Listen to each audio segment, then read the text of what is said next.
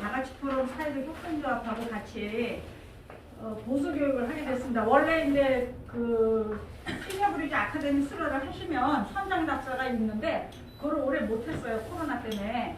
그래서 이왕이면 그냥 보수 교육이라도 하자 이렇게 제안을 해주셔서 저희가 같이 하게 됐습니다. 강의해 주실 강사님은요, 첫 번째 시간 조동춘 박사님이시고요. 조동춘 박사님은 저희 다같이 포럼 사회적 협동조합 부이사장님이시면서 또 사단법인 한국언어문화원 공동대표, 언어문화원 국제학교 대표로 계십니다. 뜨거운 박수로 많이 부탁드립니다.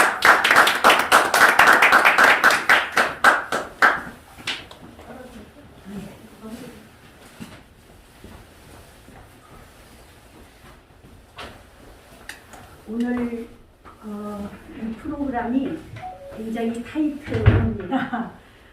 이거를 18시간에 해야 되는데 6시간으로 지금 단축했기 때문에 실습 시간은 거의 없을 것 같고요. 일단 정리를 해드리는 걸 기준으로 해서 말씀을 드리도록 하겠습니다. 제일 먼저 우리가 소통을 어떻게 하느냐에 따라서 관계 개선이 이루어지게 되기도 하고 관계가 나빠지기도 합니다. 그래서 그 소통을 하는 기준을 여기다가 제시를 했는데요. 조셉과 해리라는 사람이 만든 조 해리의 창이 있습니다. 그 조 해리의 창에 대입을 해서 한번 말씀을 드려보겠습니다.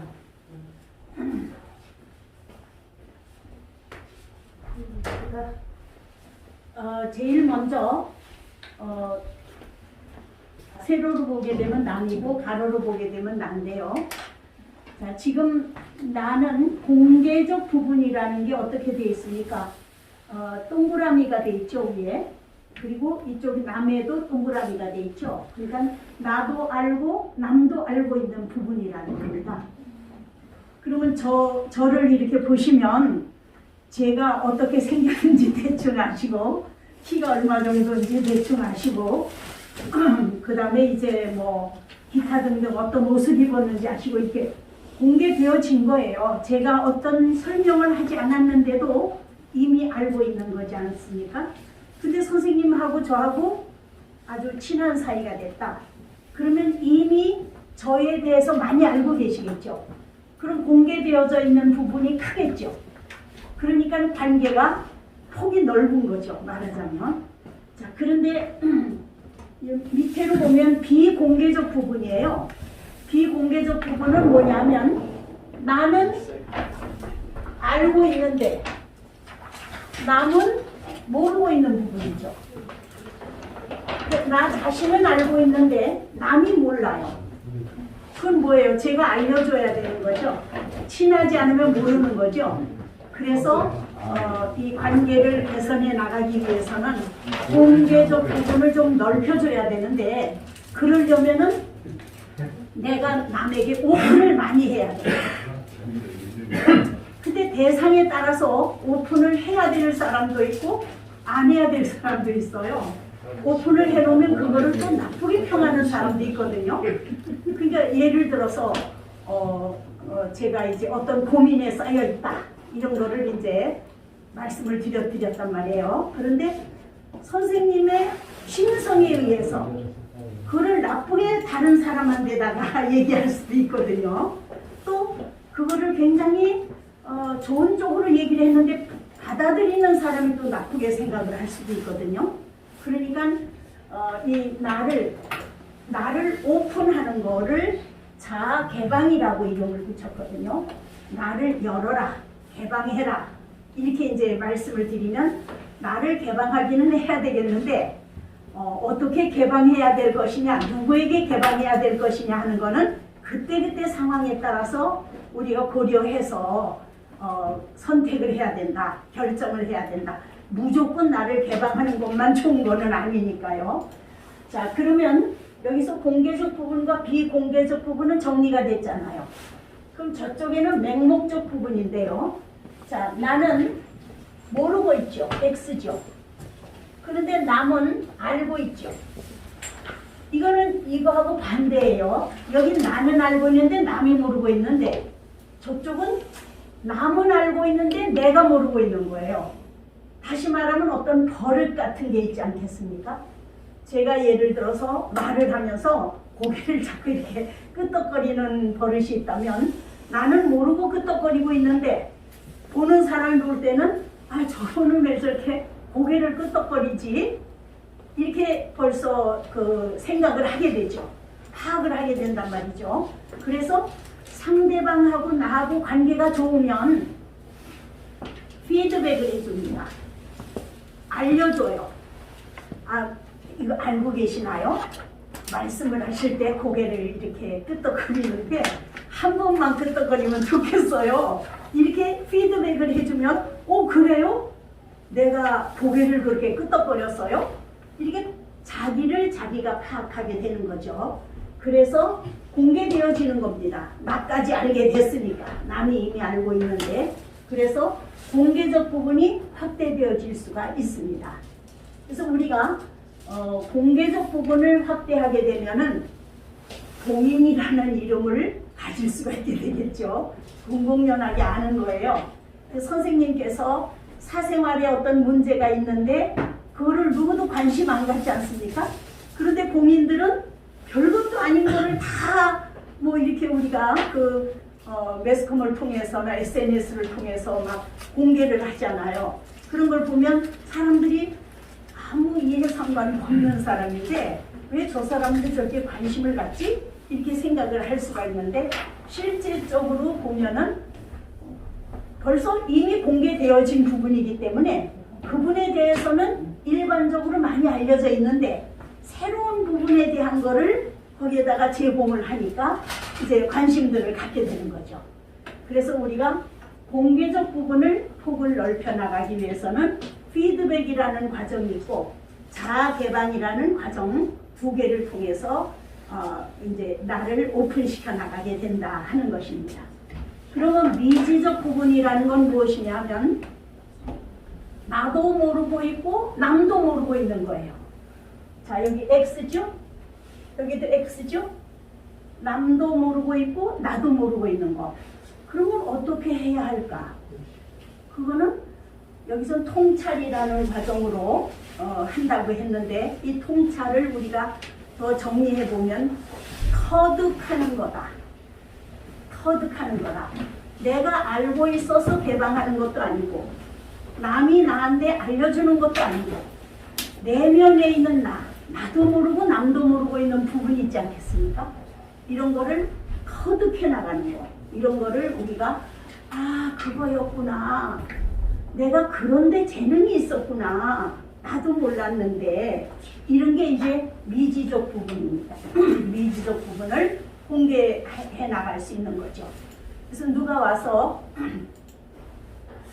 나는 뭐에 재능이 있는지 모르겠습니다. 나 전공을 뭘로 선택해야 될지 모르겠는데요. 이렇게 얘기를 할 때 몇 가지를 이렇게 정리를 해서 물어보니까 그러면 예능으로 점수가 많이 나오는지 아니면 수리 쪽으로 점수가 많이 나오는지 아니면 언어적으로 점수가 많이 나오는지 이런 걸 이제 둘이서 물어가지고 그러면은 선생님은 앞으로 유명한 앵커로 한번 발전을 해보시죠. 그러면 신방과로 지망을 해보면 어떨까요? 그쪽을 전공해보면 어떨까요? 이렇게 얘기를 했어요. 근데 그쪽으로 정말 내가 그쪽에 재능이 있을까? 하고 생각했는데 가서 해보니까 정말 재능이 나타나는 거예요. 이럴 때 이제 미지적 부분이 개발이 되는 거죠. 겉으로 나타나는 거죠. 아래 잠재되어져 있던 건데 겉으로 나타나는 거죠. 자, 이런 거를 이제 우리가 4개의 창으로 정리를 했습니다. 다시 말하면 첫 번째는 공개적 부분, 공개적 창입니다. 그 다음이 비공개적 부분, 공개되어져 있지 않은 창. 그 다음에 맹목적 부분, 맹목적 부분은 내가 모르는 창, 내가 모르는 창. 그 다음에 미지적 부분은 나도 모르고 남도 모르는 창. 이렇게 이제 4 부분으로 정리를 했습니다. 이거를 잘 생각해 가면서 관계를 확대시켜 나갈 수 있는 길을 찾자는 거죠. 내가 선생님하고 대화를 해봤는데 선생님은 참 내성적인 분 같다. 그렇다면 나에 대해서 공개를 해도 누구한테 막 떠버릴 사람이 아니다. 그러면 조금 공개를 많이 해도 된단 말이에요. 근데 선생님은 좀 외향적이다. 그래서 알고 있는 거 이상을 누구에게 막 얘기하려고 한다. 그러면 나에 대해서 다 공개를 하게 되면 필요 이상의 것까지 남에게 전파가 되어질 수가 있겠죠.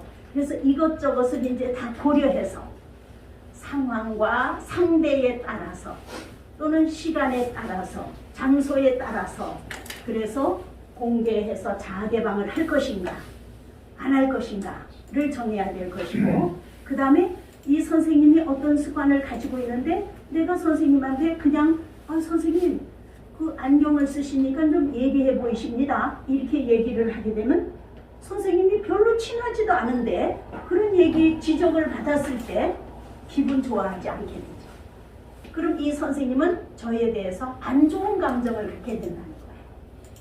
남들이 다 좋은 감정을 가져도 선생님은 필요 없는 지적을 받았단 말이죠. 그러면 기분이 나빠지게 되죠.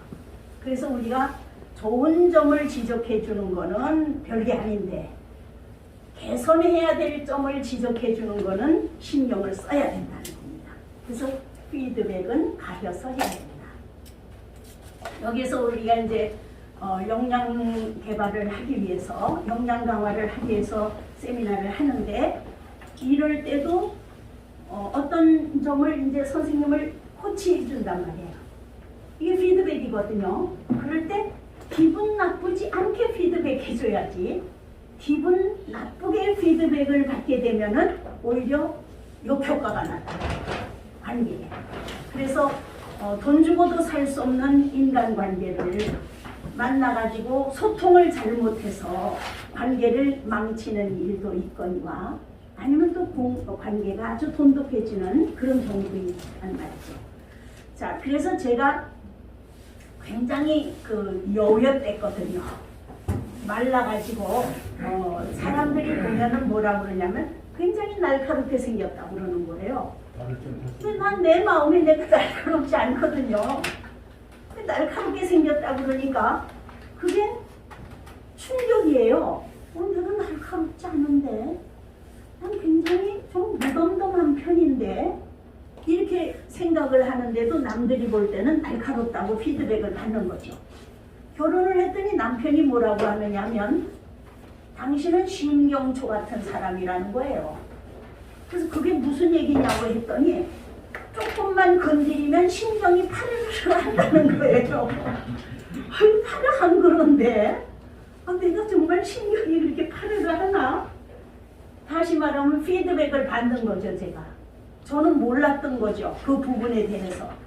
나는 그렇지 않다고 생각했는데 상대방들이 보기에는 그랬던 겁니다. 그러면 내가 좀 그런 부분이 있나? 하고 나를 다시 한번 감지해 볼 수 있는, 그러면서 내가 참 그런 면은 조금 앞으로 좀 무뎌져야 되겠구나. 표현을 너무 적나라하게 하나 보다 내가. 이렇게 해서 자기를 교정해 나가고 조절해 나갈 수 있는 이런 이제 계기를 마련하게 되죠. 그냥 그런 말을 한 사람을 싫어하고 거부하기보다는 내가 나를 한 번 더 숙고해 볼 수 있는 기회를 가질 수도 있지 않습니까? 다양하게 관계의 폭을 넓혀갈 수 있는 소통의 선택을 우리가 여기서 정리하기 위해서 조혜리의 창을 대입해 보았습니다.